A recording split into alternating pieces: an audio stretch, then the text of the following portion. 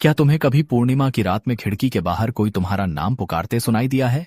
आगे जो कहानी मैं बताने जा रहा हूँ वह ग्वांगशुन काल के दौरान जिनबेई पहाड़ी इलाके में हुई थी। कहानी में चीशाओशी की हड्डियां सिहराने वाली दुष्टता थी। अकेले हो तो आवाज सुनकर दरवाजे खिड़कियां अच्छी तरह जांचो। शुआनझू पहाड़ का ईमानदार शिकारी था। वह गांव से 3 ली दूर पहाड़ी घाटी में अकेला रहता था। उस साल मध्य शरद की पूर्व संध्या पूर्ण चांद सी रोशन थी। शुआनझू ने 2 लियांग चावल की शराब पीकर जल्दी ही सो गया। शायद थोड़ी ही देर बीती थी कि अचानक एक आवाज ने उसे जगा दिया। शुआनझू, शुआनझू। वो आवाज उड़ती उड़ती धुंधली सी, जैसे कोई बूढ़ी औरत खिड़की के बाहर धीरे धीरे पुकार रही हो। चतुराई से बैठा शुआनझू कान लगाकर सुनने लगा, पर वो आवाज गायब। अब चीड़ की पत्तियों पर पहाड़ी हवा का सरसराना सुनाई दे रहा था। वह समझा कि सपने में है। जैसे ही सोने वाला था, आवाज गूंजी, शुआनझू, दरवाजा खोलकर अंदर आने दो, हवा से बच जाऊं। इस बार आवाज बिल्कुल साफ थी, ठीक उसके घर की खिड़की के बाहर से आ रही थी।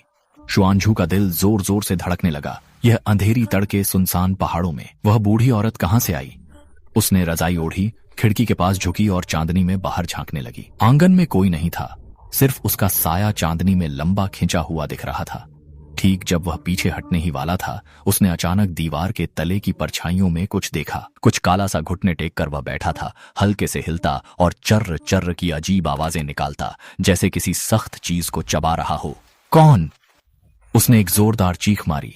उस काले साये ने तुरंत सिर उठाया। चांदनी में उसकी हरे धूसर रंग की वृद्ध सूरत मुस्कुरा रही थी। उस चेहरे के होंठ कानों तक फैल गए थे, मुंह मिट्टी और जड़ों से भरा हुआ था और वह तड़क तड़क कर चबा रहा था। सबसे डराने वाली बात यह थी कि उसकी आंखों में कोई पुतली नहीं थी। वे पूरी तरह बादल जैसी सफेद थीं और वह डर के मारे कुछ कदम पीछे हट गया। उसने मेज पर रखा तेल का दिया गिरा दिया और जब उसने सिर उठाया तो आंगन की दीवार के पास वह साया गायब हो चुका था। उस रात उसने एक पल भी आंख नहीं बंद की। शिकारी की छुरी हाथ में थामे सुबह तक जागता रहा। अगली सुबह उसने यह सब गांव के सबसे बुजुर्ग नौ चाचा को सुनाया। नौ चाचा सुनकर चेहरा पीला हो गया। दाढ़ी सहलाते हुए गंभीर स्वर में बोले, तुम अब मिट्टी खाने वाला भूत से टकराए हो। यह भूखे मर जाने वालों की कड़वाहट का रूप है। यह सिर्फ पूर्णिमा की रातों में निकलता है। जब यह तुम्हारा नाम लेकर पुकारे तो जय दय जवाब मत देना और दरवाजा जय दय मत खोलना। यह सुनकर उसकी रीढ़ पर ठंडी सिहरन दौड़ गई। उस रात उसने जल्दी ही सारे दरवाजे खिड़कियां बंद कर दी और पीछे से एक मोटी लकड़ी जाम कर दी। सचमुच जैसे ही आधी रात हुई, वह धीमी पुकार फिर से गूंजी, भूखा हूं, कुछ खाने को तो दे दो। इस बार आवाज और करीब थी, मानो दरवाजे की तख्ती से चिपकी हो। उसने ताला कसकर सांस रोकी, हिलने की हिम्मत न हुई। अचानक चरमराहट। जब उसने दरवाजे पर देखा, धूसर हरे रंग की उंगलियां ताले में सेंध लगाने की कोशिश कर रही थीं। सूखी लकड़ी जैसी उंगलियों के मिट्टी सने नाखून थे। स्वर बोला, दरवाजा खोलो, काट लूंगा। बाहरी कराहती आवाज से दरवाजे की तख्ती हल्की सी कांपी। उसने ताला कसते हुए चाचा जीव की सलाह याद पड़ी।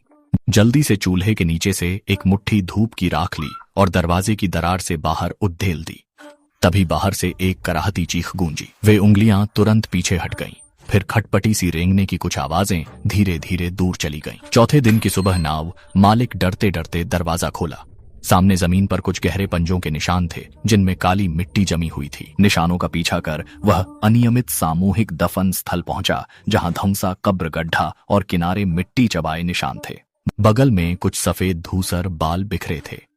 तभी से हर पूर्णिमा की रात नाव मालिक ने दरवाजों और खिड़कियों पर धूप की राख छिड़क दी और फिर उस आत्मा की पुकार कभी नहीं सुनी गई। बस गांव वाले कहते हैं कि शुआनझू के बाल एक रात में आधे सफेद हो गए। अब अकेले रात में बाहर नहीं निकलूंगा महोदयों। अगर आपको यह चांदनी रात का भयानक अनुभव पसंद आया हो तो कृपया फॉलो करें। अगली बार हम जो कढ़ाई वाली जूती की कहानी सुनाएंगे वह और भी रोमांचक होगी।